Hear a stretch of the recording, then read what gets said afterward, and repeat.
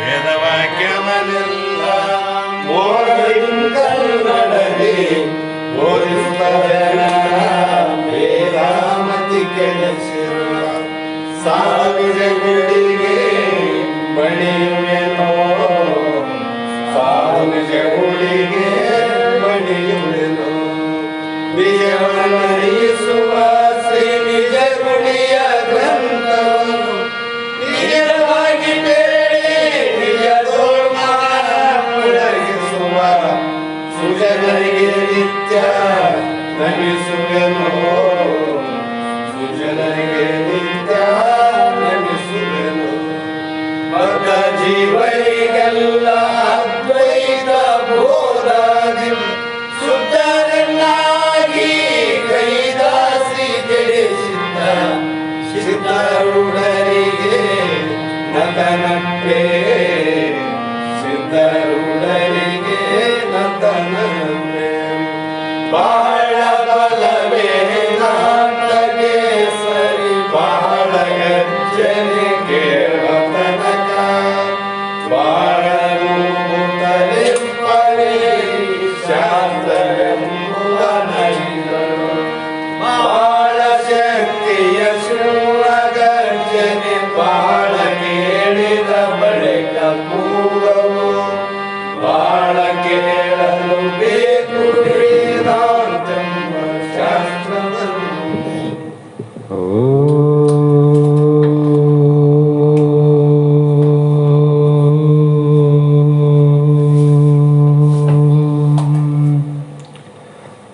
ಅನಂತ ಜನ್ಮ ಸಂಪ್ರಾಪ್ತ ಕರ್ಮ ಬಂಧ ವಿದಾಯಿನಿ ಆತ್ಮ ಜ್ಞಾನ ಪ್ರದಾನೇನ ತಸ್ಮೈ ಶ್ರೀ ಗುರುವೇ ನಮಃ. ಸಿದ್ಧ ಸದ್ಗುರುಪಾದಾಬ್ಜಂ ಜನನೇ ಜನಕಸ್ತತಃ ತತ್ವೋಪದೇಶಕರ್ತಾರಂ ನತ್ವಾ ಭಕ್ತಿಪುರಸ್ವರಂ. ಜಗದಾದಿ ಜಗದ್ಗುರು ಸಿದ್ಧಾರೂಢ ಮಹಾಸ್ವಾಮಿಗಳ ಶ್ರೀಪಾದಪದ್ಮಗಳು, ಆರೂಢ ಜ್ಯೋತಿ ಶಿವಪುತ್ರ ಮಹಾಸ್ವಾಮಿಗಳ ಶ್ರೀಪಾದಗಳಲ್ಲೂ, ಶ್ರೋತ್ರಿಯ ಬ್ರಹ್ಮನಿಷ್ಠ ಬ್ರಹ್ಮಲೀನ ಸದ್ಗುರು ಬಸವಾನಂದರ ಶ್ರೀ ಚರಣ ಕಮಲಗಳಲ್ಲಿ ಅನಂತ ದೀರ್ಘ ದಂಡ ಪ್ರಣಾಮಗಳನ್ನು ಸಮರ್ಪಿಸುತ್ತ ಸದ್ಗುರು ಸಿದ್ಧಲಿಂಗಪ್ಪ ತಾತ ಕಪಗಲ್ ಇವರನ್ನು ಮನದೋಳು ಪೂಜಿಸುತ್ತ ತಮ್ಮೆಲ್ಲರಿಗೂ ವಂದಿಸುತ್ತ ಈ ದಿನ ಶ್ರೀಮನ್ ನಿಜಗುಣ ಯೋಗಿಗಳು ರಚಿಸಿದಂಥ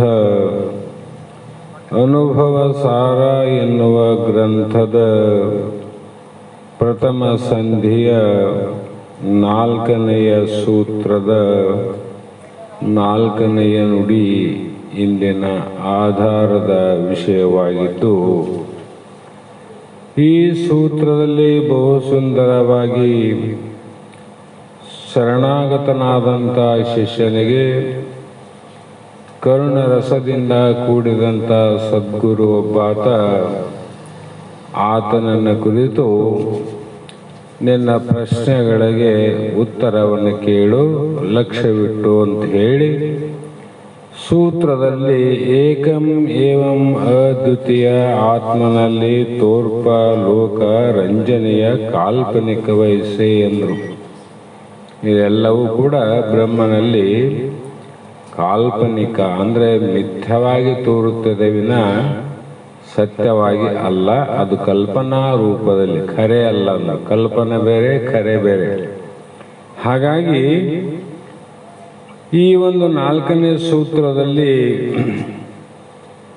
ಆ ಯಾವ ವಿಚಾರವನ್ನು ಮಾಡಿ, ಬಹಳಷ್ಟು ವಿಚಾರವನ್ನು ಮಾಡಿದರು.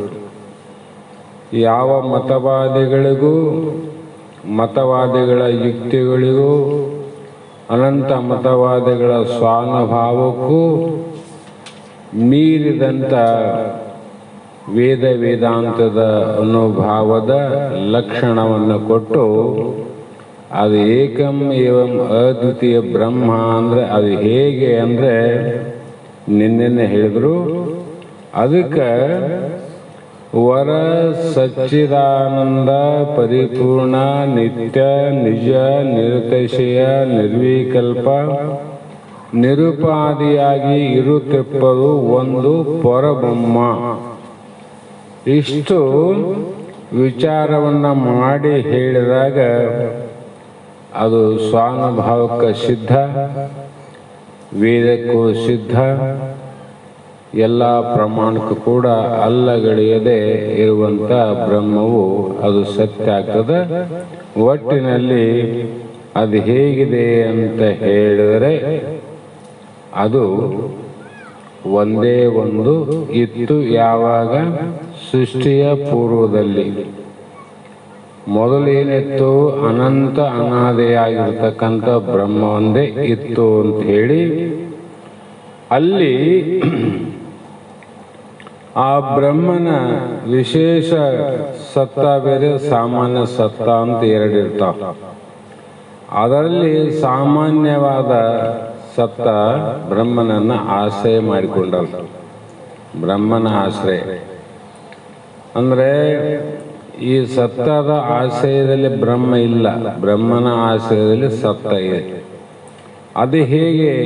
ಅದಕ್ಕೆ ಏನಂತ ಕರಿಬೇಕು? ಸತ್ತ ಸತ್ತ ಅಂದ್ರೆ ಅದಕ್ಕೆ ಉಂಟೆನಿಸದ ಇಲ್ಲೆನಿಸದ, ಉಂಟು ಇಲ್ಲ ಎನಿಸದ, ಅಖಿಳ ಕಂಟಕದ ಬೀಜವೆನಿಪ ಅನಾದಿಯ ಅವಿದ್ಯೆ ಉಂಟು ಆತ್ಮ ಸತ್ಯ ಒಡಗೂಡಿ. ಆ ಪೂರ್ವದಲ್ಲಿ ಒಂದೇ ಇರ್ತಕ್ಕಂಥದ್ದ ವಸ್ತುವಿನಲ್ಲಿ ಉಂಟೆನಿಸದ, ಇದು ಉಂಟು ಅಂದ್ರೆ ಇದೆ ಅಂತ ಹೇಳಲಿಕ್ಕೆ ಬರಲಾರದ, ಇಲ್ಲೆನಿಸದ ಅಂದ್ರೆ ಅಸತ್ತು. ಸತ್ತು ಅಂದ್ರೆ ಇದೆ ಅನ್ಸೋದು, ಅಸತ್ತು ಅಂದ್ರೆ ಇಲ್ಲ ಬಿಡಪ್ಪ ಅಂತ ಅನ್ನೋದು. ಎರಡೂ ಕೂಡಿ ಸತ್ತ ಅಸತ್ತು ಎರಡೂ ಕೂಡಿ ಇರೋದು ಒಂದು ಆದಂತ ಯಾವ ಚದುರನಿಗೂ ಹೇಳಲಿಕ್ಕೆ ಬಾರದೆ, ಅಖಿಳ ಅಂದ್ರೆ ಸಮಸ್ತ ಕಂಟಕದ, ಕಂಟಕ ಅಂದ್ರೆ ಮುಳ್ಳು ಅಂತ. ಆ ಮುಳ್ಳು ಎಲ್ಲಿ ಹುಟ್ಟ್ಯಾವ? ಬೀಜದಾಗ ಮುಳ್ಳು ಇದ್ದಿಲ್ಲ, ಬೀಜದಾಗ ಮುಳ್ಳಾವೇನು? ಇರೋ ಬೀಜಿನಲ್ಲಿ ಅದು ಮುಳ್ಳು ಆವಂತಿದ್ದೇನು ಬೀಜದಲ್ಲಿ ಇಲ್ಲ, ಇಲ್ಲಂತಿದ್ದೆ ಆವ. ಈಗ ಆವ ಇಲ್ಲಂತ ಹೇಳಕ್ ಬರ್ತದೇನು? ಹೇಳಕ ಬರಂಗಿಲ್ಲ ಅಂತ. ಆ ಪ್ರಕಾರವಾಗಿರ್ತಕ್ಕಂಥ ಮುಳ್ಳಿನ ಸಾದೃಶ್ಯವಾದಂಥ ಕಾರ್ಯರೂಪ ಜಗತ್ತಿಗೆ ಬೀಜ ಯಾವುದು ಅಂದರೆ ಅನಾದಿ ಅಂತ.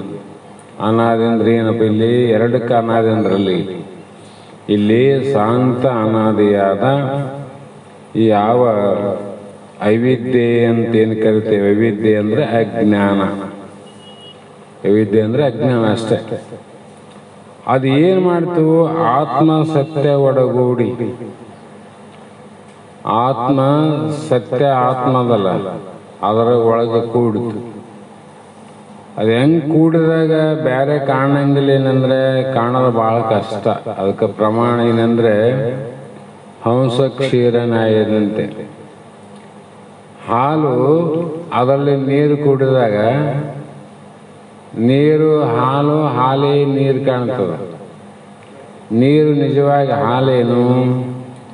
ಅಲ್ಲಲ್ಲ. ಆದರೆ ಅದು ಹಾಲಿನಲ್ಲಿ ಕೂಡೋದಕ್ಕಿಂತ ಮುಂಚೆ ನೀರೇ ಇತ್ತದು. ಯಾರಾದ್ರೂ ಹೇಳ್ತಾರೆ ಇವು ನೀರು ನೀರು ಅಂತ. ಅದೇ ನೀರು ಹಾಲಿನಲ್ಲಿ ಬೆರೆತಾಗ ಅದರ ಆಶ್ರಯದಲ್ಲಿ ನೀರು ಹಾಲಾಯಿತು ನೋಡಿ. ಮತ್ತು ಇದನ್ನ ಯಾರು ಭಾಗ ಮಾಡಿ ತಿಳಿಲಿಕ್ಕೆ ಸಾಧ್ಯ ಆಯಿತು ಅಂದರೆ ಹಂಸ ಪಕ್ಷಿಗೆ ಮಾತ್ರ ಸಾಧ್ಯ ಆಯ್ತು.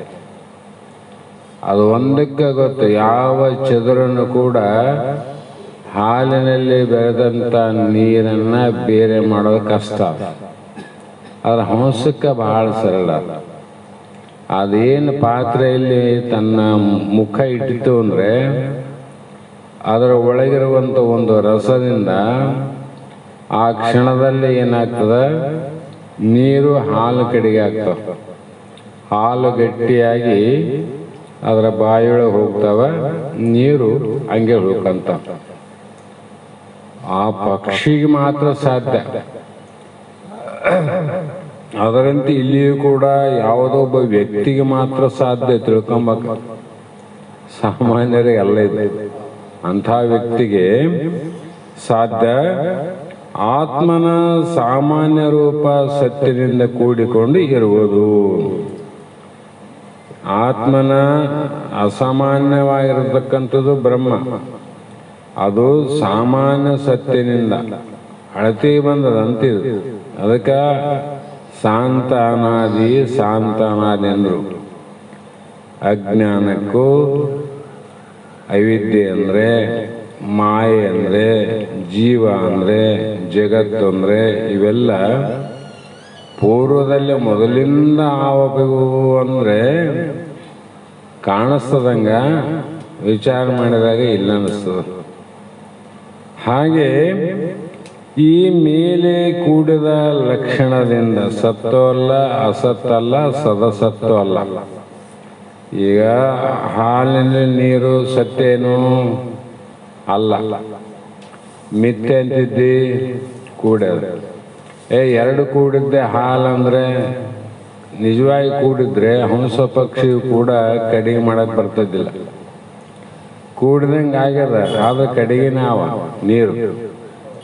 ನೀರು ಕಡಿಗಿದ್ದಿಲ್ಲ ಅಂದ್ರೆ ಹಂಸ ಹೆಂಗ್ ಬೇರೆ ಮಾಡಕ್ ಬರ್ತಿತ್ತು ಅಂದ್ರೆ ಏನ್ ಹೇಳ್ತಾರೆ? ಈಗ ಕೂಡ್ಯದಂತೂ ಅಲ್ಲ, ಕೂಡಿಲ್ಲಂತೂ ಅಲ್ಲ, ಕೂಡಿ ಇಲ್ಲ ಅಂತೂ ಹೇಳಲಿಕ್ಕೆ ಬರಲಾರದಂತ ಒಂದು ನೀರು ಹಾಲಿನಲ್ಲಿ ಹೇಗೆ ಕೂಡಿತು? ಅಜ್ಞಾನ ಆದಂದ್ರೆ ಇಲ್ಲ, ಇಲ್ಲಂದ್ರೆ ಆದ ಇಲ್ಲ ಅಂತ ಕೂಡಿ ಹೇಳ್ಬೋದು ಅಂದ್ರೆ ಹೇಳಕ್ಕೆ ಬರಲಾರ್ದ. ಕೂಡಿತಂದ್ರೆ ಬ್ರಹ್ಮನಿಂದ ಕಡೆಗೆ ಹಾಕಿ ಬರ್ತದಿಲ್ಲ. ಬ್ರಹ್ಮನಿಂದ ಕಡೆಗೆ ಮಾಡಕ್ ಬರ್ತದಿಲ್ಲ. ಕೂಡಿದ್ರೆ ಹೆಂಗ್ ಮಾಡ್ತಿದ್ದಿ? ಕೂಡಿಯೂ ಕೂಡ ಕೂಡಲಾರ್ದಂಗ, ಕೂಡಲಾರ್ದಂಗೆ ಇರೋದು.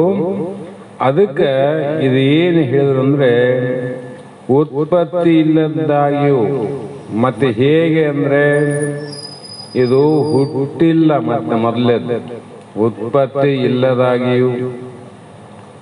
ಹುಟ್ಟೇ ಇಲ್ಲದ ಮೇಲೆ ಇಷ್ಟು ನಾಟಕ ಮಾಡ್ತಾನ ನೋಡ್ರಿ. ಜಗತ್ತು ನಾಟಕ ಮಾಡ್ತದ, ಹುಟ್ಟಿಲ್ಲ. ಹಾಗೆ ಯಾವುದು ಅಂದ್ರೆ ಅವಿದ್ಯೆ ಅಂದ್ರೆ ಅಜ್ಞಾನ. ಯಾರು ಹುಟ್ಟ್ಯದಪ್ಪ? ಯಾರು ಹೇಳಿ ಯಾರು ಹುಟ್ಟ್ಯದ ಅಜ್ಞಾನ? ನಮ್ಮ ಭ್ರಮೆಯಿಂದ ಕಾಲ್ಪನಿಕ ಬಹಳ ರಂಜನೆಯಾಗಿ ಮನೋರಂಜನೆಯಾಗಿ ವಿಚಿತ್ರ ರೂಪವಾಗಿ ತೋಡ್ತಾವ ನೋಡು. ಎಷ್ಟು ವಿಚಿತ್ರ ಆದಂದ್ರೆ ಅದಕ್ಕೆ ಮಾಯಾ ಲಕ್ಷಣಗಳೇ ಹೇಳಕ್ ಬರ್ತದ, ಬ್ರಹ್ಮ ಲಕ್ಷಣ ಹೇಳಕ್ ಬರಂಗಿಲ್ಲ. ಆದ್ರೂ ಕೂಡ ಮಾಯಾ ಲಕ್ಷಣವನ್ನ ಹೇಳಿದಾಗ ಬ್ರಹ್ಮ ಲಕ್ಷಣವನ್ನ ಹೇಳದೇ ಇದ್ರೆ ಇದು ಮಾಯಾ ಲಕ್ಷಣ ಅಂತ ಅನುಭವಕ್ಕೆ ಬರಂಗಿಲ್ಲ. ನಾ ಬಹಳ ಸಲ ಹೇಳ್ತಾನಲ್ಲ, ಅಸಲಿ ನೋಟು ಬರೀ ನಕಲಿ ನೋಟಪ್ಪ, ಇದು ಕೋಟಾ ನೋಟ ಅಂದ್ರೆ ಯಾವ ನಂಬ್ತಾನ? ಅದು ಕೋಟ ಅಂತ ಪಕ್ಕ ಅನುಭವಕ್ಕೆ ಬರ್ಬೇಕಾದ್ರೆ ಅಸಲಿ ನೋಟು ಅವನಿಗೆ ಗೊತ್ತಾಗಬೇಕು. ಆವಾಗ ಅವನು ನೆನ್ಕಂತಾರೆ ಇದು ನಕಲಿ ನೋಟ ಆದಂತ. ಹಾಗಾಗಿ ಇದು ಅಜ್ಞಾನ ನಕಲಿ ಅಂತ ಹೇಳ್ಬೇಕಾದ್ರೆ ಅಸಲಿ ಒಂದು ಹೇಳ್ಬೇಕಾಗ್ಯದ. ಅದಕ್ಕೆ ಅಷ್ಟು ಲಕ್ಷಣದಿಂದ ಅದನ್ನ ಬ್ರಹ್ಮನ ಬಗ್ಗೆ ಹೇಳಿದ್ದು ಆ ತಲೆಗಿರ್ಬೇಕದು. ಹಾಗಾಗಿ ಗುರುವೇ, ನೀವೆಲ್ಲ ಉಂಟೆನಿಸೋದು ಇಲ್ಲೆನಿಸೋದು, ಉಂಟು ಎಲ್ಲೆನಿಸೋದು ಅನಿರ್ವಚನೀಯ ಅಂದರೆ ನಾನು ಇದನ್ನು ಹೇಗೆ ತಿಳಿಯಲಿ ಅಂತ ಶಿಷ್ಯ ಮತ್ತೆ ಸಂಶಯ ಬರ್ತಾವ. ಆದಂತನ ಒಂದು ಹೇಳ್ರಿ, ಇಲ್ಲಂತನ ಒಂದು ಹೇಳ್ರಿ, ಆದ ಇಲ್ಲ ಅಂತನ ಹೇಳ್ರಿ. ಇವು ಯಾವ ಹೇಳಕ್ಕೆ ಬರೋದಿಲ್ಲ, ಅದು ಅನಿರ್ವಚನೆ ಖ್ಯಾತಿ ಅಂತ್ರಿ. ಆದಂತ ಹೇಳಕ್ ಬರಂಗಿಲ್ಲ, ಇಲ್ಲ ಅಂತ ಹೇಳಕ್ ಬರಂಗಿಲ್ಲ. ಅಲ್ಲ ಒಂದು ಹೇಳ್ರಿ ಅಂತ ಶಿಷ್ಯನ ಪ್ರಶ್ನೆ. ಆದಂತನ ಒಂದು ಹೇಳ್ರಿ, ಇಲ್ಲ ಅಂತನ ಒಂದು ಹೇಳ್ರಿ, ನಾ ತಿಳ್ಕಂತೀನಿ. ನೀನು ಹೇಳಿದಂಗೆ ನಾನು ನಿನಗೆ ಹೇಳಿದರೆ ಹಿಂದ ಭಾಳ ಮಂದಿ ಮತವಾದಿಗಳ ಶರಣಾಗತನಾಗಿ ಇದೇ ಜಗತ್ತಿನ ಬಗ್ಗೆ ಏನು ಕೇಳ್ತಾ ಬಂದಿದ್ದಿ, ಅವ್ರು ಏನು ಹೇಳ್ಯಾರ ನಾನು ಕೂಡ ಅದನ್ನೇ ಹೇಳಿದಂಗೆ ಆಗ್ತದಪ್ಪ.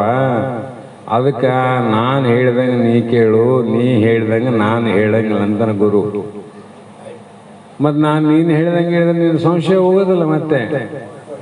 ಅದಕ್ಕೆ ಇಷ್ಟೆಲ್ಲ ತೋಡ್ಬೇಕಾಗ್ಯದ ನಾನು, ಇಲ್ಲಂದ್ರೆ ಯಾಕೆ ನನಗೆ ನಿಂತದ ಅಂತ ಗುರು ಉಳಿದು, ಹೇ ಶಿಷ್ಯ, ಸತ್ ಅಸತ್ ಸದಸತ್ತು ಭಿನ್ನ ಅಭಿನ್ನ ಭಿನ್ನಾಭಿನ್ನ ಸಾವಯವ ನಿರವಯವ ಸಾವಯವ ನಿರವಯವ ಇವುಗಳಿಗೆ ವಿಲಕ್ಷಣವಾಗಿ ನುಡಿಯಲಿಕ್ಕೆ ಬಾರದ್ದೇ ಮಾಯೆಯಾಗಿದೆ.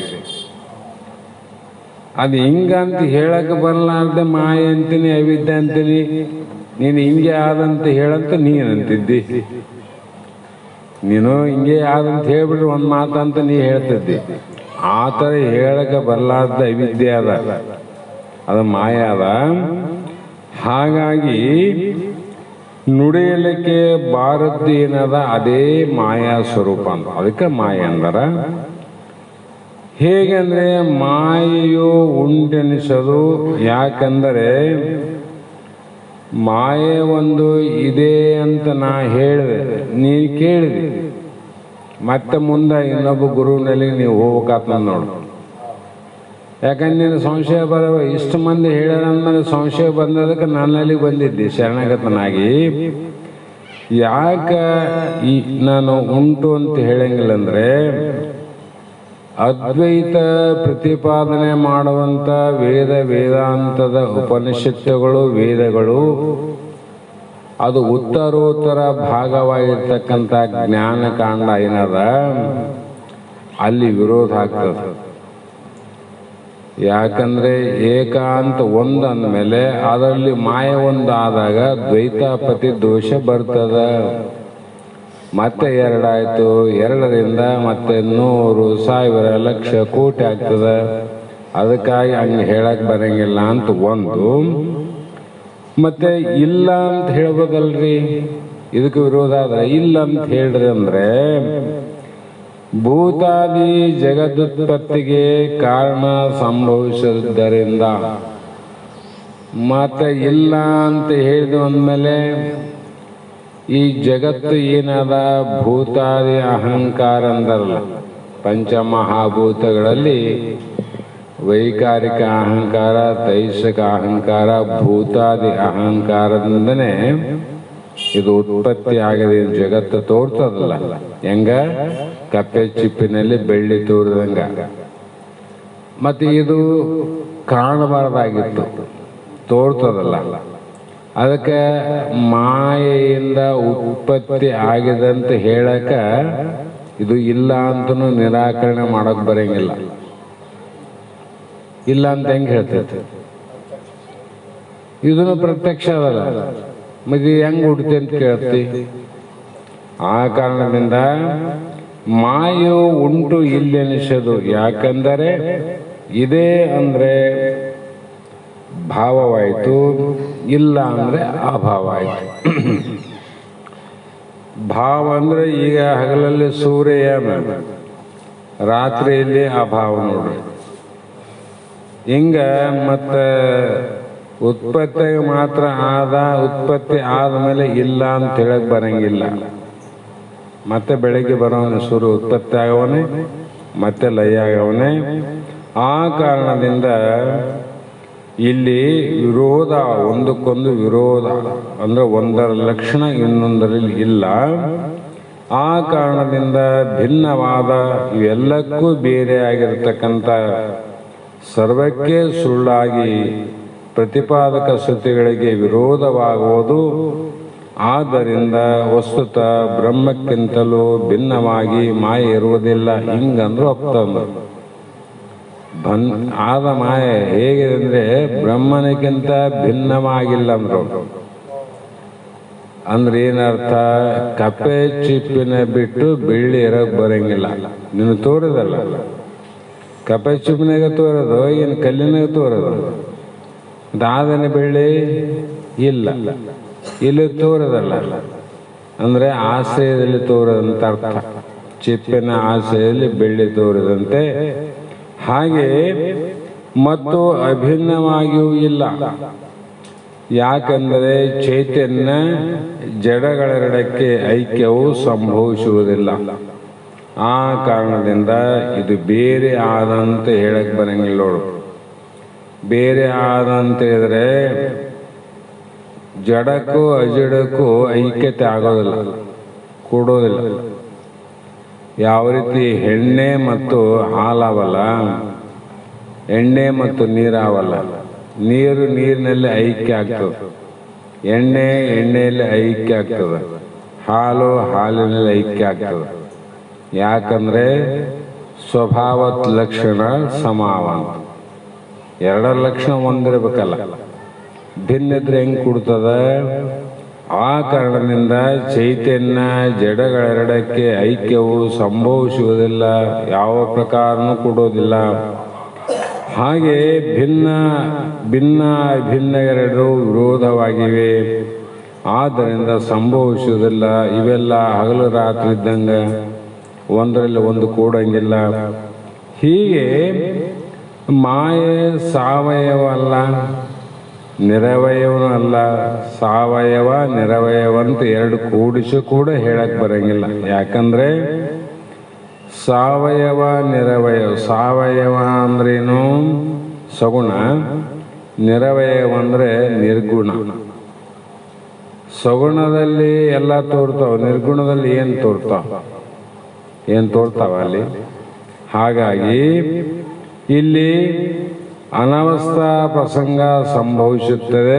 ಆದ್ದರಿಂದ ಇಲ್ಲಿ ಯಾವ 9 ರೀತಿಯಿಂದ ವಿಚಾರ ಮಾಡಿ ನೋಡಿದರೂ ಕೂಡ ಸಾವಯವ ನಿರವಯವ, ಸಾವಯವ ನಿರವಯವ, ಮತ್ತೆ ಭಿನ್ನ ಅಭಿನ್ನ, ಭಿನ್ನ ಅಭಿನ್ನ ಅಂತ ಏನು ಹೇಳ್ಕೊಂತ ಬಂದ್ರು 6 ಸತ್ತು ಅಸತ್ತು ಸದಸತ್ತು ಅಂತ ಇವು 3, 6 3 ಸೇರಿ 9 ಆದ.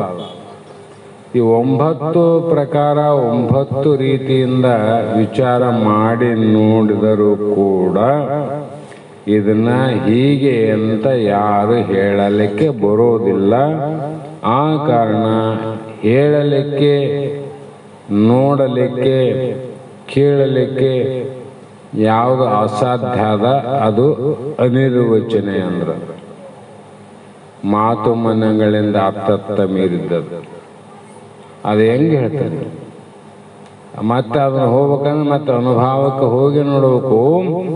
ಆ ಕಾರಣದಿಂದ ಸುಕ್ತಿಯಲ್ಲಿ ತೋರುವ ರಜತವು ಸತ್ತಾಗಿದ್ದರೆ ಸುಕ್ತಿ ಜ್ಞಾನದಿಂದ ನಾಶವಾಗಬಾರದಾಗಿತ್ತು. ಕಪ್ಪೆ ಚಿಪ್ಪಿನಲ್ಲಿ ಬೆಳ್ಳಿ ತೋರಿದರೆ ಹೆಂಗನ ತೋರ್ಲದು.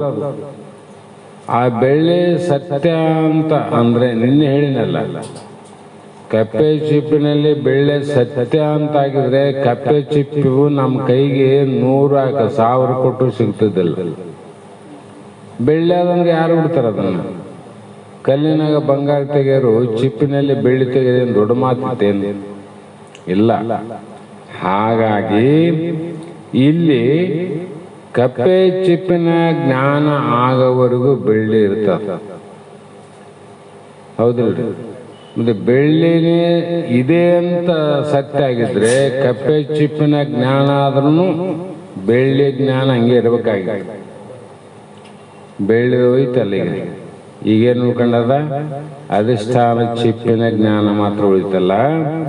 ಆದ್ದರಿಂದ ಇಲ್ಲಿ ಬಾಧ ಪ್ರತೀತಿ ಆಗ್ತದೆ. ಬಾಧ ಆಗ್ತದೆ. ಬಾಧ ಅಂದ್ರೆ ಬೇರೆ ಆಗ್ತದೆ. ಎದರಿಂದ ಬೇರೆ ಆಯ್ತು? ಕಪ್ಪೆ ಚಿಪ್ಪಿನಲ್ಲಿ ಇರುವಂತ ಬೆಳ್ಳಿ ಬೇರೆ ಆಯ್ತಲ್ಲ. ಈಗ ಎದರಿಂದ ಬೇರೆ ಮಾಡಿದ? ಹೆಂಗೆ ಬೇರೆ ಮಾಡಿದ ನೀನು? ವಿಚಾರಣೆ ಪರಮವಂಶದ, ಇದು ವಿಚಾರದಿಂದನೇ ಬೇರೆ ಆಯ್ತು ನೋಡು. ಅಜ್ಞಾನದಿಂದ ಕೂಡಿತ್ತಲ್ಲ. ಹಾಗಾಗಿ ಇಲ್ಲಿ ಅವಿದ್ಯಾ ತಾತ್ಪರ್ಯ ಪ್ರಪಂಚವು ಬಾಧಾಯೋಗ್ಯವಾಗಿದೆ, ಆದ್ದರಿಂದ ಅನಿರ್ವಚನೀಯವಾಗಿರುತ್ತದೆ. ಕಾರಣ ಜಗದ್ರೂಪ ಕಾರ್ಯಕ್ಕೆ ಕಾರಣವಾದ್ದರಿಂದ ಮಾಯೆ ಅಂದರು. ಇದು ಜಗತ್ತಿನ ರೂಪ. ಜಗತ್ತಿನ ರೂಪ ಏನಾದ್ರಿ ಅಂದ್ರೆ ಪಂಚಮಹಾಭೂತಗಳ ಮತ್ತು ಪಂಚಲಕ್ಷಣ ಶಬ್ದ, ಸ್ಪರ್ಶ, ರೂಪ, ರಸ, ಗಂಧ ಇವೆಲ್ಲ. ಆದ್ದರಿಂದ ಇದಕ್ಕೆ ಮಾಯೆ ಅಂತ ಅಜ್ಞಾನ ಅಂದ್ರಿ, ಇಲ್ಲಿ ಮಾಯೆ ಅಂತ್ರಿ. ಯಾಕ್ರಿ ಅಂದ್ರೆ ಹೌದಪ್ಪ, ಅಲ್ಲಿ ಮೊದಲು ಒಂದು ಹೆಣ್ಣಿಗೆ ಆಕೆ ಸ್ತ್ರೀ ಅಂತ ಹೆಸರಿರ್ತದ. ಯಾವಾಗ ಪೂರ್ವಾಶ್ರಮವನ್ನು ತ್ಯಾಗ ಮಾಡಿ ಗೃಹಸ್ಥಾಶ್ರಮವನ್ನು ಸ್ವೀಕಾರ ಮಾಡಿದಾಗ ಯಾವ ಹೆಣ್ಣು ಉತ್ಪತ್ತಿಗೆ ಕಾರಣ ಆಗ್ತಾಳ ಆವಾಗ ಆಕೆ ತಾಯಿ ಅಂತ ಕರೀತಾರೆ.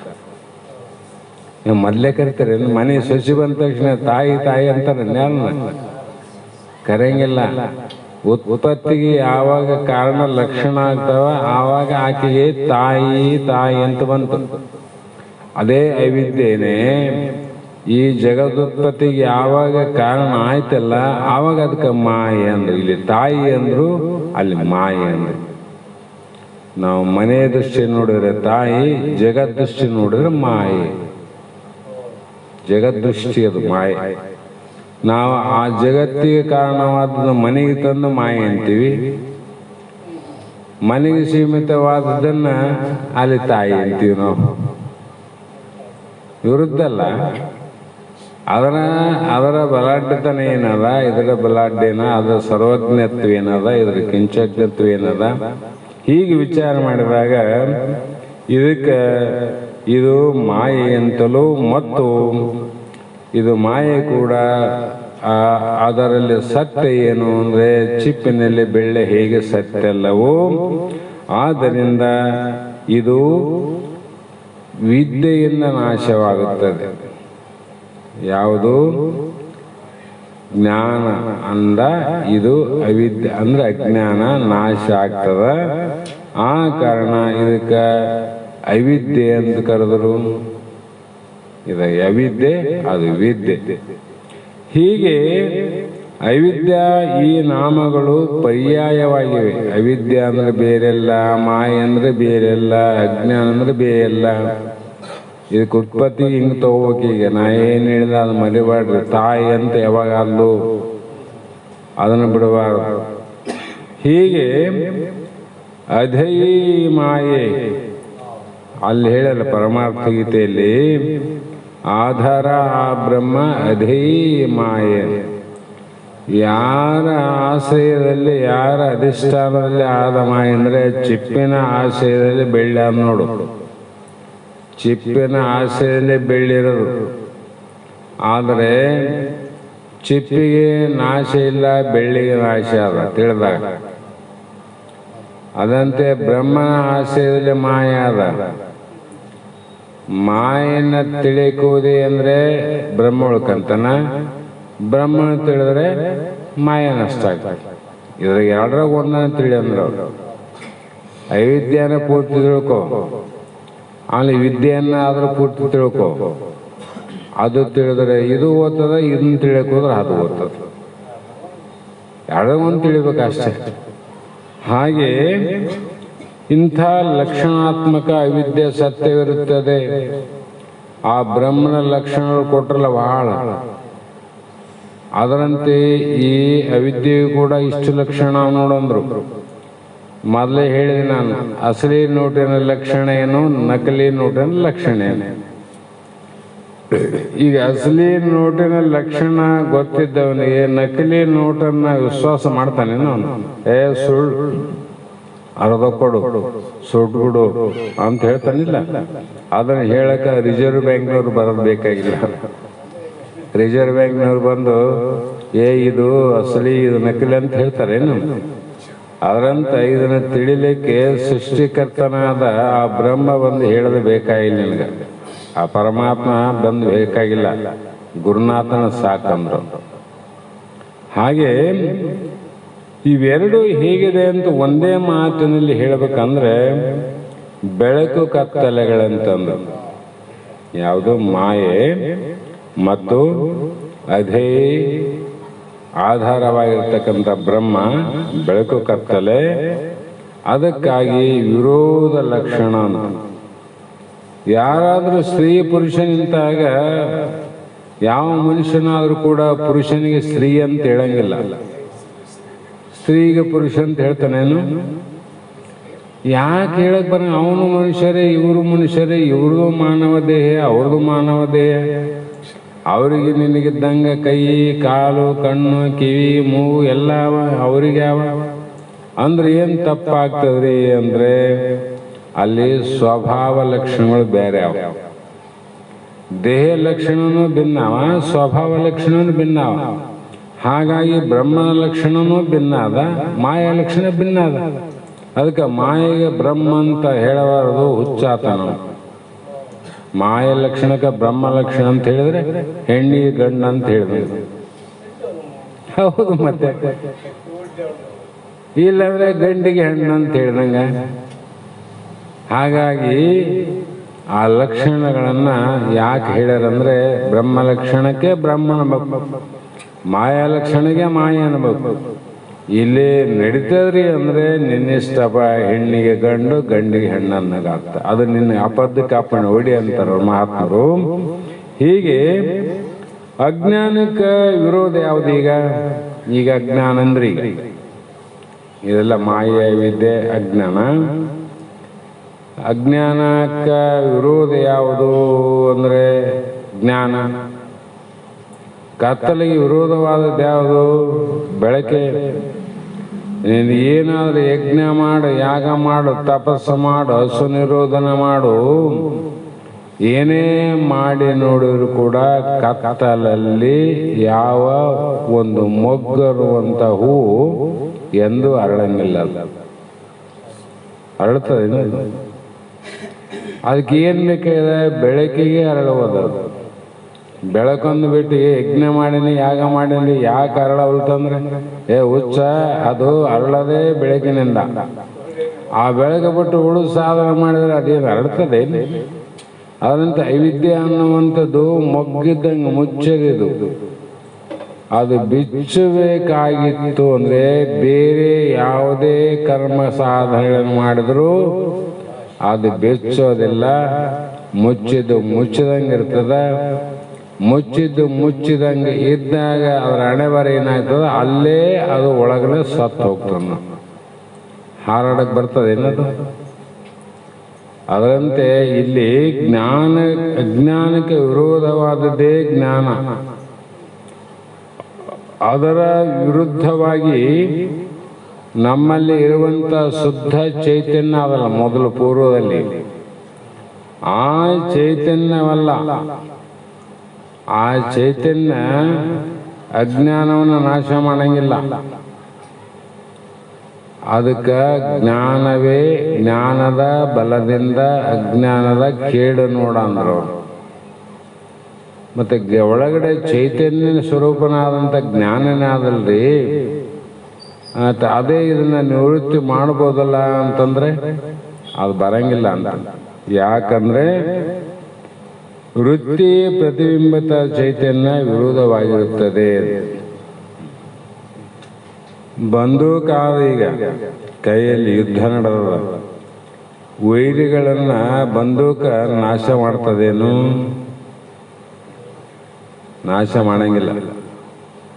ಅದಕ್ಕೆ ಒಂದು ಶಕ್ತಿ ಬೇಕಾಗಿದೆ. ಆ ಶಕ್ತಿನೇ ಆ ಬಂದೂಕಿನ ಗುಂಡನ್ನ ಹೊರಗಾಗ್ತದೆ. ಬಂದೂಕಿನ ಗುಂಡು ಹೊರಗೋಗ್ಬೇಕಾದ್ರೆ ಒಂದು ಟೈಗರ್ ಹೊತ್ತಬೇಕು, ಬೆರಳಿನಲ್ಲಿ ಗಂಧ ಹೋಗ್ತದೆ. ಅದರಂತೆ ಇಲ್ಲಿ ಅದು ಅಜ್ಞಾನಕ್ಕೆ ಆಶ್ರಯವಾಗಿಲ್ಲ. ನಾವು ಸುಮ್ಮನೆ ಅಂತೀವಿ, ಅಜ್ಞಾನಕ್ಕೆ ಆಶ್ರಯವಾಗಿಲ್ಲ. ಯಾವ ಶುದ್ಧ ಚೈತನ್ಯವು ಅಜ್ಞಾನಕ್ಕೆ ಆಶ್ರಯವಾಗಿದೆಯೋ ಅದು ಅಜ್ಞಾನಕ್ಕೆ ವಿರೋಧಿಯಾಗಿಲ್ಲ. ನಮಗೆ ಜ್ಞಾನ ಆದಲ್ಲಿ ಎಲ್ಲರಲ್ಲಿ ಮೊದಲೇ ಆದಲ್ಲ ಜ್ಞಾನ. ಆ ಜ್ಞಾನವೇ ಈ ಒಂದು ಅಜ್ಞಾನ ಮತ್ತು ಮಾಯೆಯನ್ನ ಈ ನಾವು ಬರ್ತಕ್ಕಂಥ ಜನನ ಮರಣ ಸಂಸಾರದ ಅನಂತ ಏನು ತಲೆ ಮೇಲೆ ಹೊತ್ಕೊಂಡು ಕುಂತೀವಿ, ಹುಚ್ಚಿ ಕಸದ ಪುಟ್ಟಿ ತಲೆ ಮೇಲೆ ಹೊತ್ಕೊಂಡು ಗಂಟನ್ನು ಬಿಡ್ಲಾದ ಕೊಂಕಡದ ಇಟ್ಕೊಂಡು ಹಗಲ ರಾತ್ರಿ ಹೆಂಗ್ ಕಾಯ್ತದ ಅದರಂಗ ನಾವು ಕಾಯಕತ್ತೀವಲ್ಲ. ಮತ್ತೆ ಅದೇ ಆದ ಅಂದ್ರೆ ಯಾಕಂದ್ರೆ ಅದು ಸುಪ್ತವಾಗಿರೋದು ವ್ಯಕ್ತ ಆದ ಮೇಲೇನೆ ಅದು ಕಾರ್ಯ ಆಗ್ತದೆ. ಸಾಮಾನ್ಯ ಕಡ್ಡಿ ಪಿಟಿಗೆಯಲ್ಲಿ ಬೆಂಕಿ ಆದಿಲ್ಲ, ಆ ಬೆಂಕಿ ಆದಂದ್ರೆ ಅದೇ ಸುಡಬಹುದಾಗಿತ್ತಲ್ಲ. ಅದು ಸುಪ್ತ ರೂಪದಲ್ಲಿ ಆದ, ಮದ್ದಿನ ರೂಪದಲ್ಲಿ ಆದ. ವ್ಯಕ್ತ ಆಗ್ಬೇಕಾದ್ರೆ ಇನ್ನೊಂದು ಮದ್ದಿಗೆ ತಿಕ್ಕಬೇಕು. ಮದ್ದು ಮದ್ದಿಗೆ ತಿಕ್ಕಬೇಕು, ಬೇರೆ ತಿಕ್ಕಿದ ಬೆಂಕಿ ಹತ್ತಂಗಿಲ್ಲ, ಆವಾಗ ಅದು ಸುಡುತ್ತದಿಲ್ಲ. ಅದರಂತೆ ನಮ್ಮಲ್ಲಿ ಇರುವಂತ ಜ್ಞಾನ ಏನದ, ಅಜ್ಞಾನವನ್ನ ಏನು ಮಾಡಂಗಿಲ್ಲ. ಹುಟ್ಟಿದ ಅಜ್ಞಾನಕ್ಕ ಹುಟ್ಟಿದ ಜ್ಞಾನವೇ ಬೇಕಿಲ್ಲ. ಅರ್ಥ ಆಯ್ತಿಲ್ಲ? ಆ ಜ್ಞಾನ ನಮ್ಮಲ್ಲಿ ಇತ್ತಲ್ಲ, ಮತ್ತೆ ಇಷ್ಟೇ ಯಾಕೆ ಗುರುಗಳು, ಶಾಸ್ತ್ರಗಳು, ವೇದಗಳು ಯಾಕೆ ಬೇಕಾಗಿತ್ತು?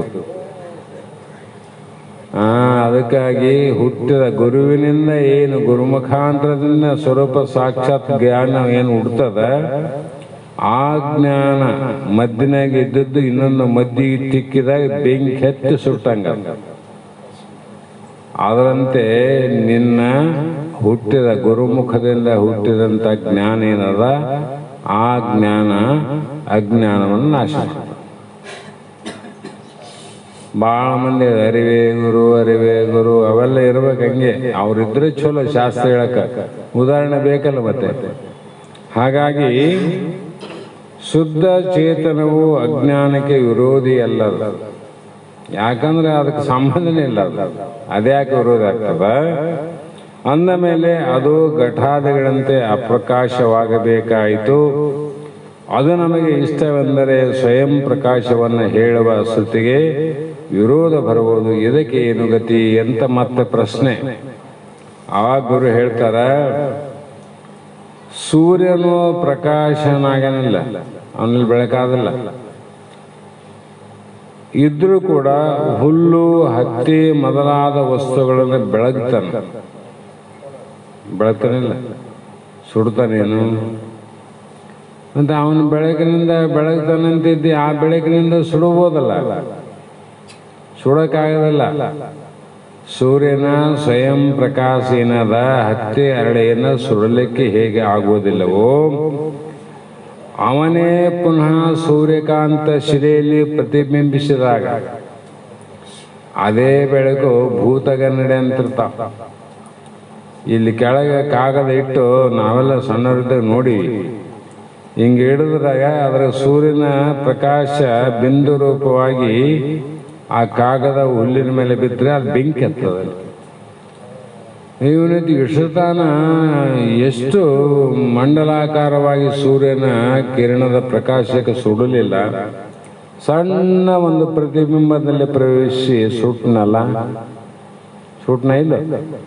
ಅದರಂತೆ ಅರಳೆಗಳನ್ನ ಹುಲ್ಲುಗಳನ್ನ ಬೂದಿ ಮಾಡುತ್ತಾನೆ ಸೂರ್ಯ ಅಲ್ಲ, ಸೂರ್ಯನ ಕಿರಣಗಳು. ಸೂರ್ಯ ಅಲ್ಲ, ಸೂರ್ಯನ ಕಿರಣ. ಅಂದರೆ ಸೂರ್ಯನು ಸಾಮಾನ್ಯ ಪ್ರಕಾಶದಿಂದ ತೃಣಾದಿಗಳನ್ನು ಬೆಳಗ್ತಾನೆ. ಸಾಮಾನ್ಯ ಪ್ರಕಾಶ. ಈ ಹೂವು ಸುಟ್ಟು ಹೋಗಾಯಿತು, ಬೆಳಗ್ಗೆ ಉದಯ ಆಗ್ತಾವ ಸೂರ್ಯನ ಕಿರಣಕ್ಕಂದ್ರೆ ಕಮಲ ಬಿಚ್ಚುತ್ತದ, ಕೆಂಪು ಕಮಲ ಬಿಚ್ಚುತ್ತದ, ಕರಿ ಕಮಲ ಮುಚ್ಚುತ್ತದ, ಮೇಣ ಕರಗುತ್ತದ, ಮತ್ತೆ ಕೆಸರು ಗಟ್ಟಿ ಆಗ್ತದೆ. ಎಷ್ಟು ಅಂದ್ರೆ ಇದು ಸಾಮಾನ್ಯ ಕಿರಣದಿಂದ ಸೃಷ್ಟಿ ನಡಿಬೇಕಲ್ಲಪ್ಪ. ಸೃಷ್ಟಿ ಚಂದ ಕಂಡಿರಬೇಕು, ನಡೆದಿರಬೇಕು, ಅದಕ್ಕೆ ಏನು ಆಗಿರಬಾರ್ದು, ಸೂತ್ರ ತಪ್ಪಿರಬಾರ್ದು. ಆದರೆ ವಿಶೇಷ ಪ್ರಕಾಶದಿಂದ ಯಾವನ ಬೆಳಿಗ್ಗೆನ ಅವನ ಸುಡ್ತಾನ. ಅದಕ್ಕೆ ಸಾಮಾನ್ಯ ಜ್ಞಾನದಿಂದ ಇವು ನಡೀತಾವ, ವಿಶೇಷ ಜ್ಞಾನದಿಂದ ಸುಡ್ತದ. ಅದಕ್ಕೆ ಅದೆಲ್ಲರಲ್ಲಿ ಯಥಾರ್ಥವಾಗಿರೋದು ಸಾಮಾನ್ಯ ಜ್ಞಾನ, ಯಥಾರ್ಥ ಎಲ್ಲರಲ್ಲಿ. ಅದು ವಿಶೇಷ ಆದಾಗ ಹೆಂಗ ಹುಲ್ಲು ಸುಟ್ಟು ಹೋಗ್ತಾವ, ಅಲ್ಲಿ ಸುಟ್ಟು ಹೋಗ್ತಾವ. ಅದಕ್ಕೆ ಗುರುಮುಖದಿಂದ, ಯಾಕೆ ಗುರು ಬೇಕು, ಯಾಕೆ ಗುರುಮುಖದಿಂದ ಅಭ್ಯಾಸ ಮಾಡಬೇಕು, ಗುರುವಿನಿಂದನೇ ಶಾಸ್ತ್ರ ಕೇಳಬೇಕು, ಗುರುವಿಗೆ ಯಾಕೆ ಶರಣಾಗತನ ಆಗಬೇಕು. ನಾವು ಶ್ರೀಮಂತರಿದ್ದೀವಿ, ನಾವು ರಾಜರಿದ್ದೀವಿ, ನಾವು ಮಂತ್ರಿಗಳಿದ್ದೀವಿ, ಪ್ರಧಾನಮಂತ್ರಿ ಇವಿ. ನಾನು ರಾಜನ ಮಗಳು, ನಾನು ಇನ್ನೊಬ್ಬ ರಾಜನ ಮಾಡ್ಕೊಂಡಿಲ್ಲ ಅಂತ. ರಾಜನ ಮಗಳು ಇನ್ನೊಬ್ಬ ರಾಜನ ಮಗನ ಮದುವೆ ಮಾಡ್ಕೊಂಡ್ರು. ಆ ರಾಜನ ಮನೇಲಿ ಅಂದಮೇಲೆ ಏನು ಕೈಗೊಬ್ಬರು ಕಾಳಿಗೊಬ್ಬರು, ಏನು ಅನಂತ ಕೆಲಸ. ತೊಳೆಯೋಕೊಬ್ರು, ಬೆಳೆಯೋಕೊಬ್ರು, ಮುಸುರು ತಿಕ್ಕೋಬ್ರು, ಬಟ್ಟೆ ಹೋಗೋಬ್ರು, ಕಾಲು ಒರೆಸೋಕೊಬ್ರು, ಕೈ ತೊಳೆಯೋಕೊಬ್ರು, ಅನಂತ ರೀತಿ.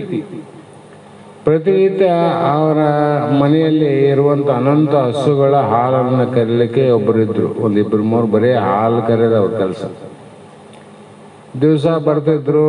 ಆ ಒಂದು ಆಕಳಕ್ಕೆ ಅವ್ರ ಪದ್ಧತಿ ಪ್ರಕಾರವಾಗಿ ಏನು ಮಾಡ್ತಿದ್ರು ಅಂದರೆ ನೀರನ್ನು ಡುಬ್ಬಕ್ಕೆ ಚಾಪಡಿಸಿ ಕೆಳಗೆ ಸ್ವಲ್ಪ ಬೆಣ್ಣೆ ಹಚ್ಚಿ ಕರುವನ್ನು ಬಿಟ್ಟು ಮತ್ತೆ ಕಟ್ಟಾಗಿ ಹಾಲನ್ನು ಕರಿತಿದ್ರು. ಈಕೆ ರಾಜನ ಮಗಳು ನಾವೇನು ಕಡಿಮೆ ಏನು ದೊಡ್ಡವರಲ್ಲ ಅಂತೇಳಿ ನೋಡ್ತಾ ಇದ್ಲು. ನೋಡ್ತಾ ನೋಡ್ತಾ ಆಕೆಗೊಂದು ದೊಡ್ಡ ವಿದ್ಯೆ ಆಯಿತು. ಅದಕ್ಕೆ ಅಂತ ವಿದ್ಯೆ ಆದ ಬುದ್ಧಿ ಇಲ್ಲದ್ರೆ ಏನು ಮಾಡ್ತಂತೆ. ವಿದ್ಯೆ ಬೇಕಾದಷ್ಟು ಕಲ್ತಿರ್ತಾವ, ಬುದ್ಧಿನೇ ಇರಂಗಿಲ್ಲ. ಆ ದೊಡ್ಡ ಆಶ್ಚರ್ಯ ಆಯಿತು. ಒಳಗೆ ಆಕಳ ಒಳಗೆ ಇರ್ತಕ್ಕಂಥ ಮಲ ಮೂತ್ರ ಇವಂತಾಗ್ತಾವ, ಎಂಡೆ ಆಗ್ತಾವ, ಮೂತ್ರ ಆಗ್ತಾವ, ಅನಂತ ಹುಲ್ಲು ಕಡ್ಡಿ ಏನೇನು ತಿಂದು ಬರ್ತದ. ಇದ್ರಾಗಲಿಂದ ಹಾಲು ಹೆಂಗೆ ಬರ್ತಾವಂತ ಆಶ್ಚರ್ಯ ಆಯ್ತು. ಹಸು ಕಸವನ್ನು ತಿಂದು ಏನು ಮಾಡ್ತದ, ಹಾಲನ್ನು ಕೊಡ್ತದ ನೋಡ್ರಿ. ಮನುಷ್ಯ ಹಸನಾದ ತಿಂದು ಕಸ ಕೊಡ್ತಾನೆ. ಏನೇನು ನಾವು ಭಾಳ ಶೇಷ ಜನ್ಮ ಅಂತೀವಿ, ನಾವಿಷ್ಟೆಲ್ಲ ಬಂಗಾರ ಊಟ ಅಂತ ತಿಂತೀವಿ, ಏನೇನೋ ಮಾಡ್ತೀವಿ. ಆದ್ರೆ ನಾವು ಭೂಮಿ ಕೊಡೋದೇನದ ಬರೀ ಕಸ ಕೊಡ್ತರು. ಅದು ಕಸ ತಿಂತದ, ಹಸನಾದ ಹಾಲು ಕೊಡ್ತದೆ. ಸೃಷ್ಟಿ ವಿಚಿತ್ರ ಅದಂತ. ಆಪೇಕ್ಷಾಗಿ ಆಕೆ ಏನು ಮಾಡಲು, ಒಂದು ದಿನ ಆಯಮ್ಮ ಹಾಲು ಕರೆಯಕ್ಕೆ ತಡಾಗಿ ಬಂದು ಇಬ್ಬರು ಮೂರು ಹಾಲು ಕರಿತಿದ್ರು.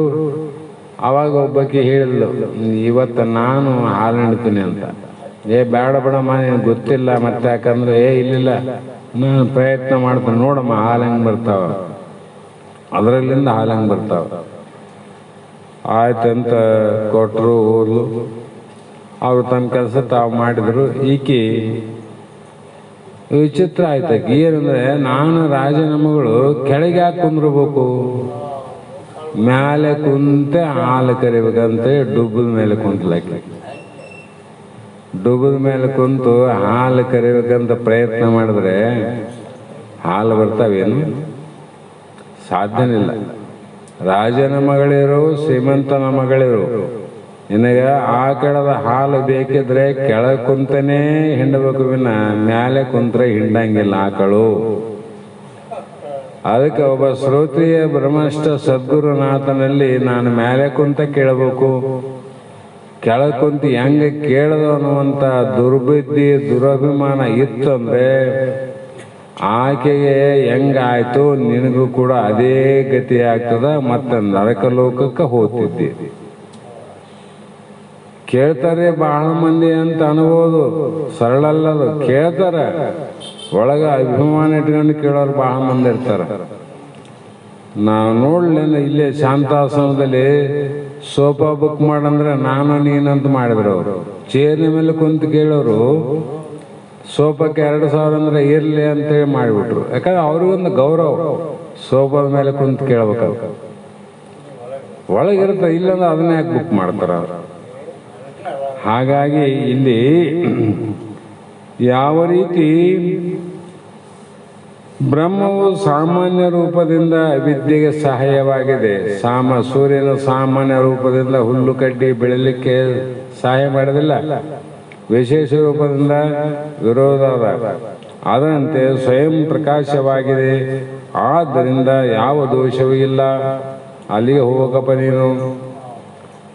ಮತ್ತೆ ಶಿಷ್ಯ ಪ್ರಶ್ನೆ ಮಾಡ್ತಾನ, ಗುರುವೇ, ಚಿನ್ಮಾತ್ರ ಬ್ರಹ್ಮದಲ್ಲಿ ಅಜ್ಞಾನ ಇರುವುದು ಸ್ವಾಭಾವಿಕವೋ ಅಥವಾ ಉಪಾಧಿ ಸಂಬಂಧವಾಗಿದೆಯೋ? ಅಜ್ಞಾನ ಆ ಬ್ರಹ್ಮನ ಸ್ವಭಾವನೋ ಅಥವಾ ಉಪಾಧಿ ಮೂಲಕವೋ ಅಂತ ಪ್ರಶ್ನೆ ಮಾಡಿ, ಸ್ವಾಭಾವಿಕವೆಂದು ನೀವು ಹೇಳಿದರೆ ಆತ್ಮನಂತೆ ಅದು ನಿವೃತ್ತಿ ಆಗಬಾರದು.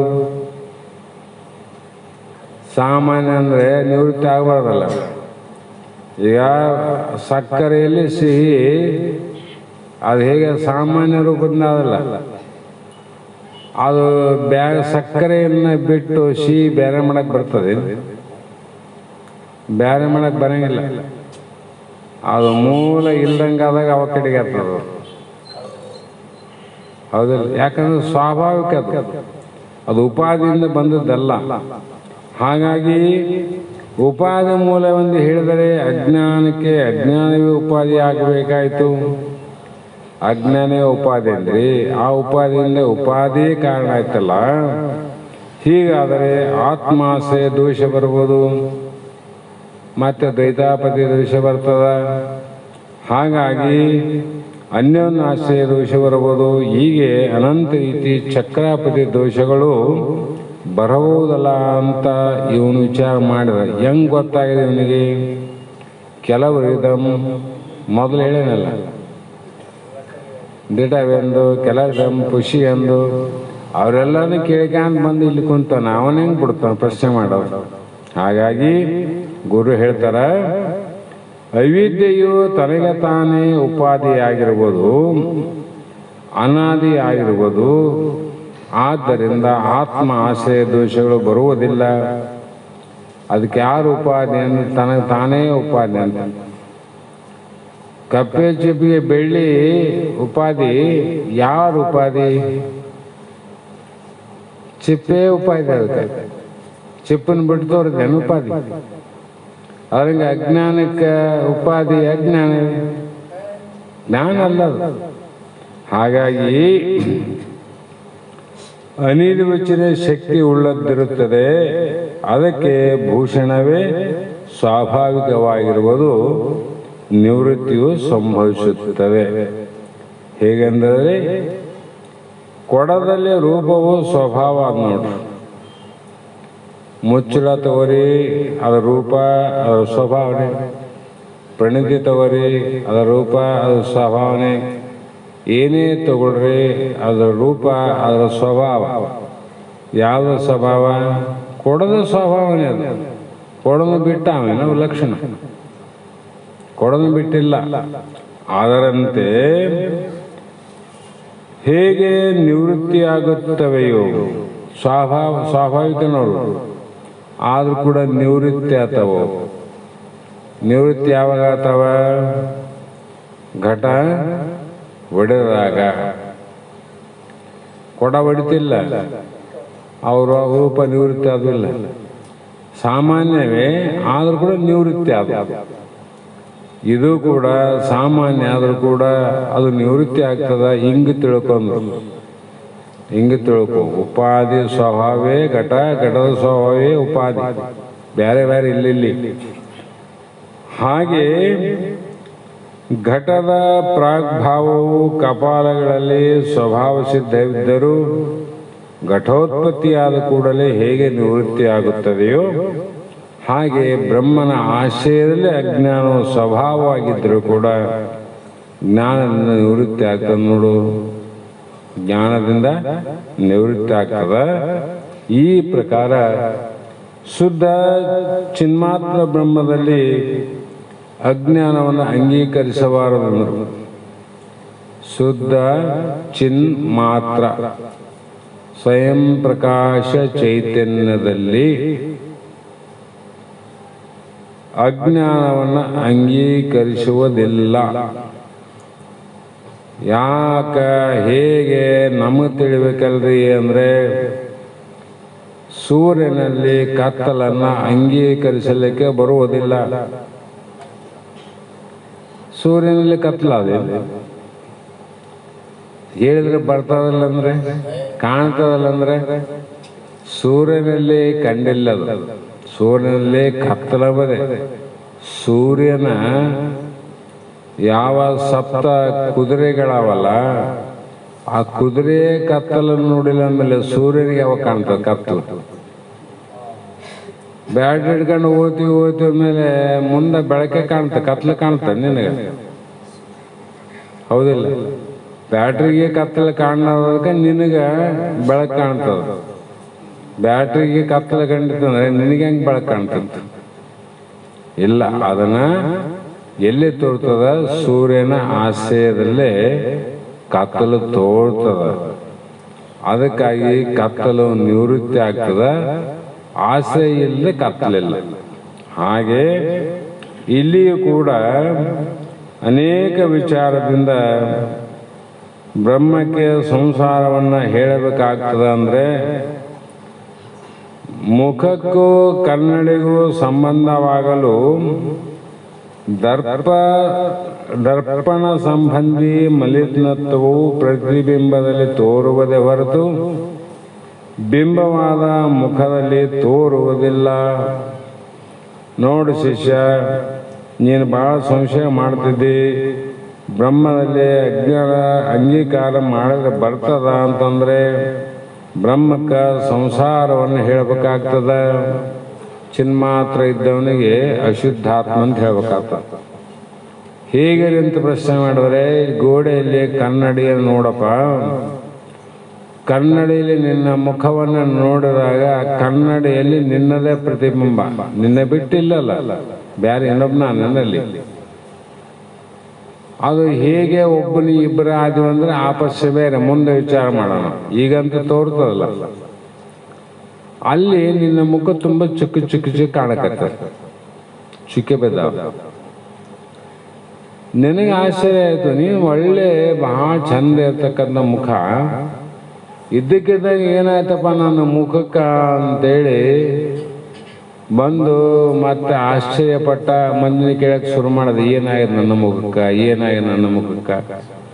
ಅವ್ರ ನಿನ್ನ ಮುಖಕ್ಕೆ ಏನಾಗಿದೋ, ಬಂಗಾರ ಬಂಗಾರ ಇದ್ದಂಗೆ ಅದ ಮುಖ, ಸೂರ್ಯನ ಮುಖ ಇದ್ದಂಗೆ ಅದಪ್ಪ, ಭಾಳ ಚಂದ, ಏನಿಲ್ಲ ಅಂತ. ನೀವು ಸುಳ್ಳು ಹೇಳ್ತಾರೆ ನನಗೆ. ಯಾಕಂದ್ರು ನೋಡಿ ಎಷ್ಟು ಚುಕ್ಕೆ ಬಿದ್ದಾವ, ಬರೀಲಿ ತೋರಿಸು ಅಂತ ಅವ್ರನ್ನೂ ಕರ್ಕೊಂಬಂದ. ಅವನು ಕರ್ಕೊಂಬಂದು ನೋಡು ಅಂದ. ನೋಡಿದಾಗ ಚುಕ್ಕ ಚುಕ್ಕನೆ ಕಂಡು ಮತ್ತೆ, ನೋಡಪ್ಪ ನೀನು ಎಷ್ಟು ಮೋಸ ಮಾಡಕತ್ತಿದ್ದಿ, ಇಲ್ಲ ಅಂತ ಹೇಳ್ತಿದ್ ನೋಡು ಅಂದ. ಇಲ್ಲೋ, ನಿನ್ನ ಮುಖದವಲ್ಲವು ಕನ್ನಡಿ ಮೇಲೆ ಧೂಳ ಕುಂತವಲ್ಲ, ಅಲ್ಲೆಲ್ಲಿ ಆ ಧೂಳ ಕುಂತ ಭಾಗದಲ್ಲಿ ಮುಖಕ್ಕೂ ಧೂಳ ಕಣ್ಣಂಗೆ ಕಾಣ್ತದ, ಚುಕ್ಕಿ ಕಣ್ಣಂಗೆ ಕಾಣ್ತದ. ಬಿಂಬಕ್ಕೆ ಸಂಬಂಧವೇನ, ಪ್ರತಿಬಿಂಬವಾದ ನಿನ್ನ ನಿಜ ಮುಖಕ್ಕೆ ಸಂಬಂಧ ಇಲ್ಲ.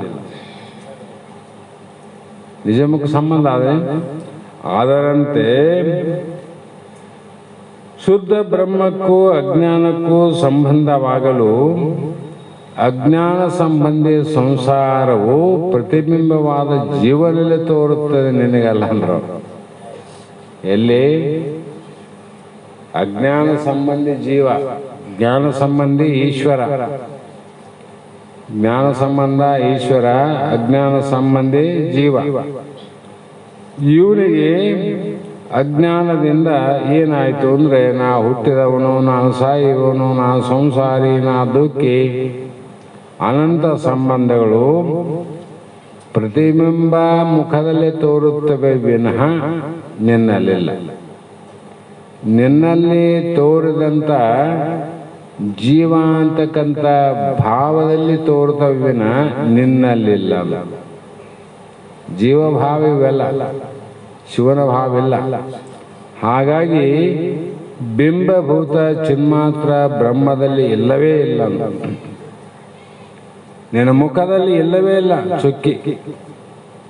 ಏನು ಆದ ಹೊಲಸಾದ ಮುಖಕ್ಕೆ ಅದಕ್ಕೆ ಬ್ರಹ್ಮನಲ್ಲಿ ಹೆಂಗಿರ್ತಾವೋ ಇಲ್ಲ ತೋರ್ತಾವಲ್ಲಂದ್ರೆ ಅಜ್ಞಾನ ಜೀವ. ಅಜ್ಞಾನಿ ಅಲ್ಲವೇ ಜೀವ ನೀನು, ಸುಜ್ಞಾನಿ ಎಂದು ನುಡಿವರೇ.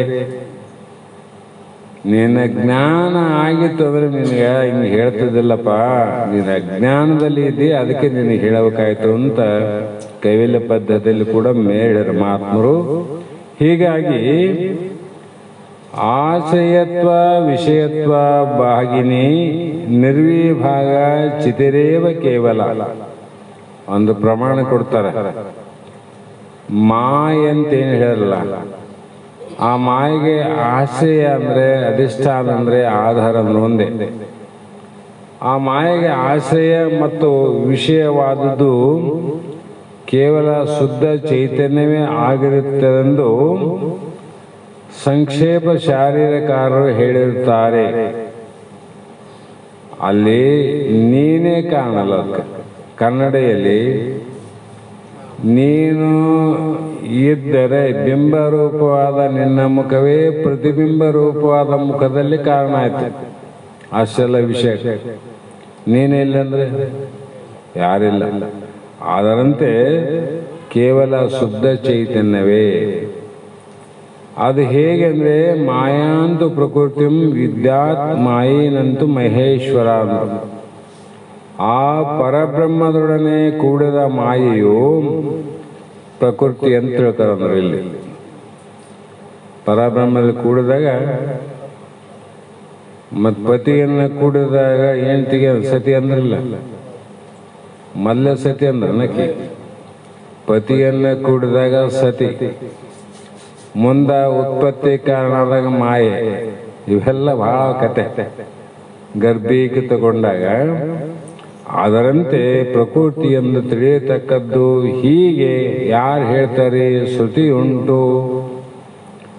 ಶ್ರುತಿ ವೇದಗಳಲ್ಲಿ ನಿನಗೆ ವಿಶ್ವಾಸ ನಂಬಿಕೆ ಶ್ರದ್ಧೆ ಇದ್ರೆ ತಿಳ್ಕೊ, ಅಲ್ಲೇ ವಿಶ್ವಾಸ ಇಲ್ಲದ್ರೆ ಬಿಡು.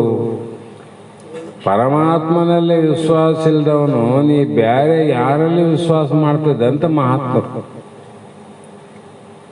ಅದಕ್ಕೂ ಕೂಡ ಬಸವಣ್ಣರು ಹೇಳ್ತಿದ್ರು, ನೋಡ್ತಮ್ಮ ಜಗತ್ತಿನಲ್ಲಿ ವೈರಿಗಳು ಉಂಟು. ಸಾಮಾನ್ಯ ವೈರಿಗಳ ಬೇರೆ, ವಿಶೇಷ ವೈರಿಗಳ ಬೇರೆ. ಪ್ರಾಪಂಚಿಕ ಅಜ್ಞಾನಿಗಳ ರಾಗದ್ವೇಷಾದಿಗಳ ವೈರಾತ್ವ ಬಂದು ಸಾಮಾನ್ಯ ಇದೇನು ದೊಡ್ಡದಲ್ಲ ಬಿಡು. ವಿಶೇಷ ವೈರಿಗಳಾರು ಅಂದರೆ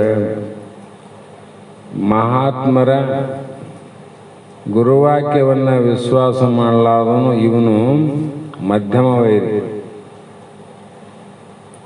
ಮಧ್ಯಮ ಯಾವಾಗ ಶ್ರುತಿವಾಕ್ಯ ಸಾಕ್ಷಾತ್ ಭಗವಂತ ನುಡಿದಂಥ ಶ್ರುತಿವಾಕ್ಯವನ್ನು ಇವರು ನಂಬೋದಿಲ್ಲ ಅಂತಂದರೆ ಇವರು ಮೂರ್ಖ ವೈರಿಗಳಂತ. ಇದ್ರಾಗ ಭಾಗ ಇಲ್ಲಿ ನಂಬದಿದ್ದರೆ ದೊಡ್ಡ ನಷ್ಟ ಆಗ್ತದ. ಅಲ್ಲಿ ವೈರತ್ವದಿಂದ ಏನೇನು ಆಗ್ಬೋದು, ಇಷ್ಟು ಆಸ್ತಿ ಪಾಸ್ತಿ ಏನು ಹೆಚ್ಚು ಕಡಿಮೆ ಆಗ್ಬೋದು.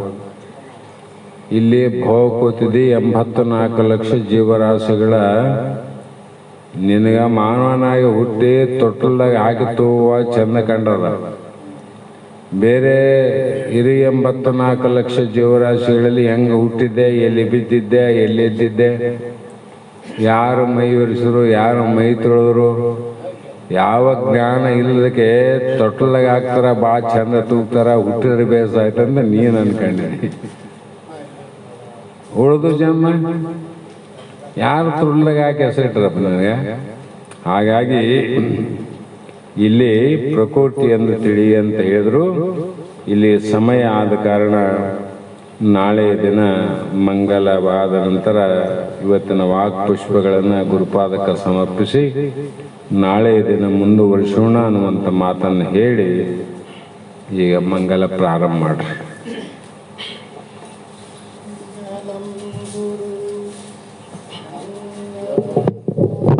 ಶಂಕರಾನಂದ ಮಹಾಭಕ್ತಾನಂದ ಶರಣರ ನಿಜದ ಆನಂದ.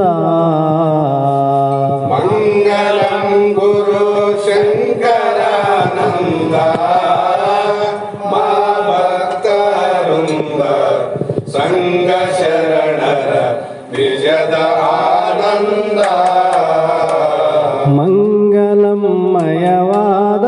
ಜಡಿಗುರು ಸಂಗದಿಂದಲೇ ಸಕಲ ವೇದದ ಅಂಗಮಯನೆಂದೆನಿಸಿಕೊಂಡು ಭೃಂಗ ಕೀಟಕ ನ್ಯಾಯದಂದಲಿ. ಮಂಗಲಂ ಗುರು ಶಂಕರಾನಂದ ಮಾ ಭಕ್ತವೃಂದ ಸಂಘ ಶರಣರ ನಿಜದ ಆನಂದ.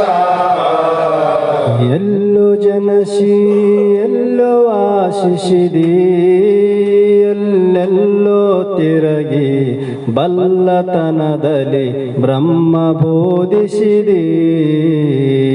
ಎಲ್ಲೋ ಜನಸಿ ಎಲ್ಲೇ ವಾಸಿಸಿದೆ ಎಲ್ಲೆಲ್ಲೋ ತಿರಗಿ ಬಲ್ಲತನದಲ್ಲಿ ಬ್ರಹ್ಮ ಬೋಧಿಸಿದೆ. ಕಲ್ಲು ಹೃದಯದ ಕಾಲ ದೂತರ ಸಲ್ಲು ತಪ್ಪಿಸಿ ಸೆಳೆದು ಜನರ ಜನನ ಮರಣ ಬಾಧೆ ಕಳಿಸಿ ಜನನ ಮರಣ ಬಾಧೆ ಕಳೆದು ಚಿನ್ಮಯಾತ್ಮ ಬೋಧೆ ನೆಲೆಸಿದೆ. ಮಂಗಲಂ ಗುರು ಶಂಕರಾನಂದ ಮಾ ಭಕ್ತವೃಂದ ಸಂಘ ಶರಣರ ನಿಜದ ಆನಂದ. ಜನಸಿ ಬೆಳೆದ ಭೂಮಿಯಂತಿಹದೋ ಘನ ಮಹಿಮಾ ನಿಮಗೆ ಗುಣವ ಸಲುಹಿದ ಸ್ವಾಮಿಯಂತವರೋ. ಜನಸಿ ಬೆಳೆದ ಭೂಮಿಯಂತಿಯದೋ ಘನ ಮಹಿಮಾ ನಿಮಗೆ ಗುಣವ ಸಲುಹಿದ ಸ್ವಾಮಿಯಂತವರೋ. ವ್ಯಾಸವರ ಗುರು ಶೇಷಾನಂದರ ಕಾಸವಿದ್ಯೆಯ ಕಲಿತು ಕೆಲ ದಿನ ಭೂಷಣಕ್ಕೆ ಭೂಷಣವನೆನಸಿ ವಾಸ ಮಾಡಿದಿ ಜಡಿಯ ಮಠದಲ್ಲಿ.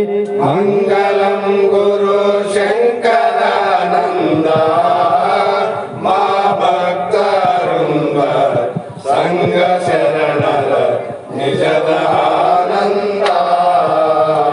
ಒಡವಿಯೊಳ್ ವೇದಾಂತ ಒಡೆಯನೋ ಜಡಿದೇವನಿವನೋ ನುಡಿದ ತತ್ವಂ ಶಿಯವಾಕ್ಯವನೋ. ಒಡವಿಯೋಳ್ ವೇದಾಂತ ಒಡೆಯನೋ ಜಡಿದೇವನಿವನೋ ನುಡಿದ ತತ್ವ ಕಸಿಯ ವಾಕ್ಯವನೋ. ಕರುಣೆಯಿಂದಲಿ ಸುರಿದ ಅಮೃತ ಕರಣದಲ್ಲಿ ಕೃಪಾ ಮಾಡಿಕೊಂಡು ಪರಮಹಂಸನಾಗಿ ಭೂವರ ತರಣಿ ತಾರಿಪನೌಕಾಧೀಶಗೆ.